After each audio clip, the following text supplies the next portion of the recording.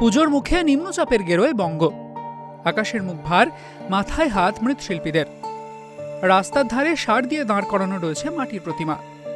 রোদের দেখা নেই, তাই অগত্যা গ্যাস দিয়েই শুকোতে হচ্ছে প্রতিমা। সমস্যা এখন বর্ষা ওয়েদারে বিশাল সমস্যা আমাদের, বুঝেছেন। এই প্লাস্টিক ঢাকা আছে, প্রতিমাকে কাজ করতে পারছি না, বুঝতে পারছেন। আর ওয়েদার তো পুরো খারাপ।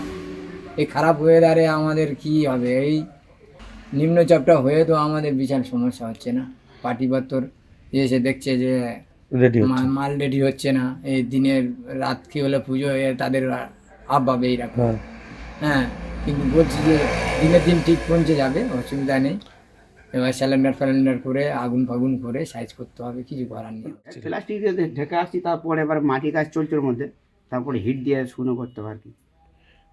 এখন যদি না বৃষ্টি থামে, তাহলে হিট দিয়ে শুকনো করতে হবে। বৃষ্টির হাত থেকে বাঁচাতে বড় বড় প্লাস্টিকে ঢেকে রাখা হয়েছে প্রতিমাগুলিকে।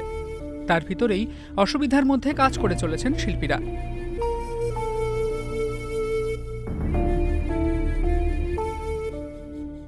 পরিস্থিতি খারাপ, খুব বৃষ্টি, বিভিন্ন নিম্নচাপ লাগিয়ে দিয়েছে। তার মধ্যে এখন যেগুলো অর্ডার নেওয়া ছিল, অর্ডারের যেগুলো পরে ধরেছি, ওই ঠাকুরগুলোকে এখন ব্লু ল্যাম্প দিয়ে শিখতে হচ্ছে।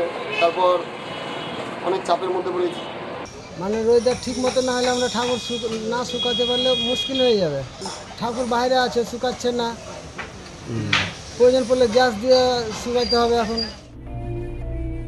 অর্ডারের প্রতিমা সাপ্লাই দিতে এখন নাওয়া খাওয়া ভুলতে বসেছেন ওরা।